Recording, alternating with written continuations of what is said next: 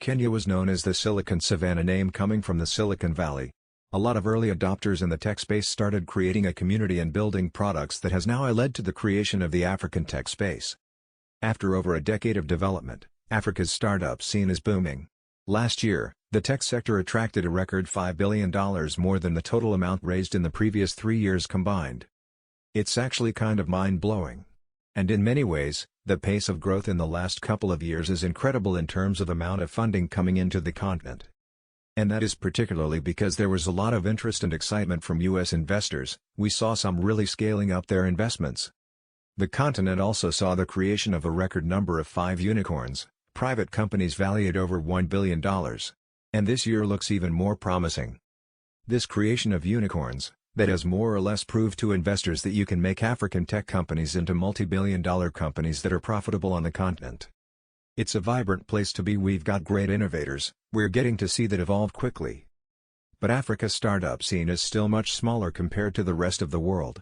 With regulation differences and income disparities across the continent, can African startups keep growing? When you talk of the genesis of tech in Africa, you'd have to go back when governments started promoting the internet and the use of the internet. We started saying a pipeline of software engineers that came out. And some of the things that they started doing was really making applications, for instance, HR management applications, for universities, for hospitals, for large stores and factories.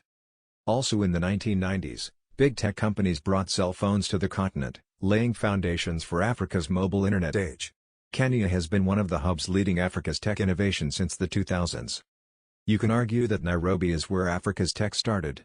So in the late 2000s, with the advent of the sea cables coming onto the coast of Kenya, and with the availability of well-educated young people, a community was created in Nairobi, and IHAB was one of the first community spaces on the continent that brought innovation groups together. Founded back in 2010, by a group of like-minded techies, IHAB provided a much-needed space for entrepreneurs in Nairobi to meet, share ideas and develop products.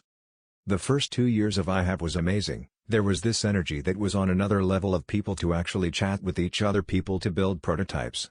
People having hackathons, like hackathon after week, just to kind of see, you could develop the best app trainings happening and people giving that time to actually pay the young developers. So it was really intense of how amazing the community was from all levels.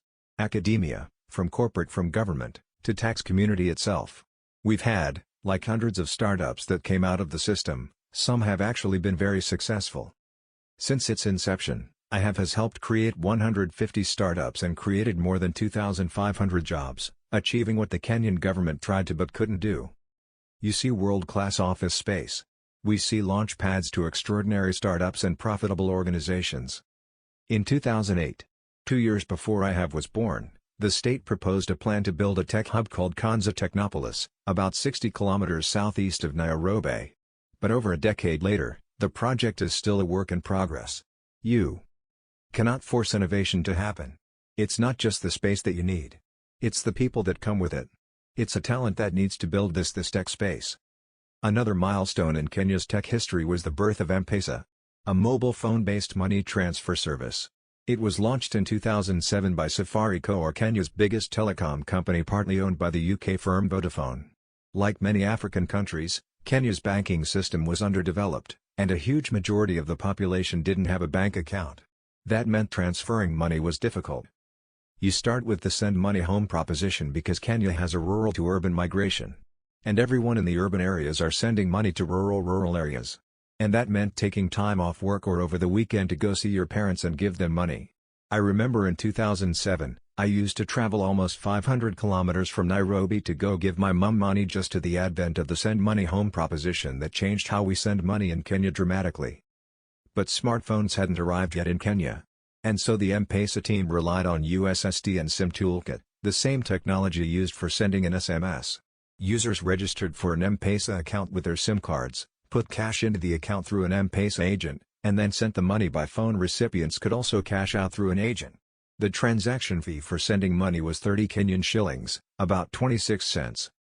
It went on and was developed into a complex payment system where people can not only just transfer money, but can also pay bills, borrow, and they are now even investment products that aren't M-Pesa. In fact, even the Kenyan government used the system to sell bonds at one time. We have 30 million active customers on the M-Pesa Kenya ecosystem, Today, well over 50% of the GDP of Kenya is actually flowing through it. The success of M-Pesa ushered in mobile money across the continent, spawning the birth of other startups trying to solve everyday problems in Africa. Among them, Sandy, a Nairobi-based digital logistics company, facilitating door-to-door deliveries between individuals and businesses. Logistics, in our case, quite fragmented and quite costly.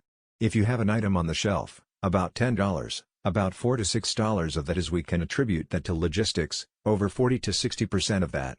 And that's a problem we set out to solve to reduce that single digit from, and technology has allowed companies like Sendu to aggregate the informal logistics sector into a more homogeneous kind of play that all these businesses can actually trade.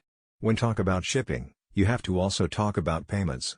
We started in Kenya, because we kind of saw how the digital economy was growing in Kenya, and the penetration we had seen in mobile money in this market enabled us to move quite fast on that.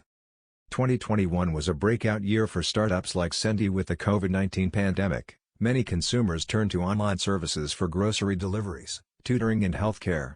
African startups raised a record $5 billion last year, and nearly two-thirds of the top 20 largest disclosed deals involved investors from the U.S. In 2016, Mark Zuckerberg visited Kenya and he interacted with the tech space. In 2019, Jack Dorsey was also toured 3-4 countries on the continent, was also planning on actually living in Africa for 6 months. The interest has been there. What changed was that companies proved that that investors can exit and make money for the investment. But secondly, that you're able to scale on the continent. The money pouring into Africa's tech sector minted 5 unicorns last year, a huge number for the ecosystem, given the continent only has 6 unicorns so far. And 4 of those are Nigeria-based. As far as monetization of tech and startups is concerned, Nigeria came in a little bit later, but has had the hugest success in terms of monetization. The African unicorns that we have now are mainly in Nigeria, because there's money and economy to be mobilized there. One of those unicorns is Flutterwave, a fintech startup facilitating cross-border payments. Africa specifically was a very complicated market from a digital payments perspective. It was a very fragmented market in the sense that we had over 50 countries, we have to date about 40 currencies in circulation, and over 300 types of digital payments. And so what Flutterwave does is pull all of those different payment types across the countries, across currencies onto one platform, so that as an individual or as a business, it becomes much more easier for you to reach your customers or for you to send peer-to-peer transfers to family members, friends in other geographies. Flutterwave caused a lot of excitement in 2021. It did not just become a unicorn, but it became a unicorn in 5 years, which was quite a short period of time, and its found, Ebola, really became a go-to-pass on how to do it. In Africa. We are focused on building new products that will make a very positive impact on the lives of everyone that comes across those products. In fact, that's what fintech means to us. Today, over 900,000 businesses use Flutterwave. And over 200 million individual transactions have been processed on the platform.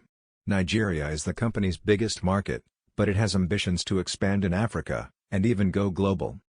We're starting with Egypt and Morocco. And beyond that, we're also looking to build a base outside of Africa. We're looking at Europe, we're looking at the US, eventually we'll have our eyes on Canada as well. So it's really exciting times for us. But compared with the rest of the world, African startups are still much smaller in size.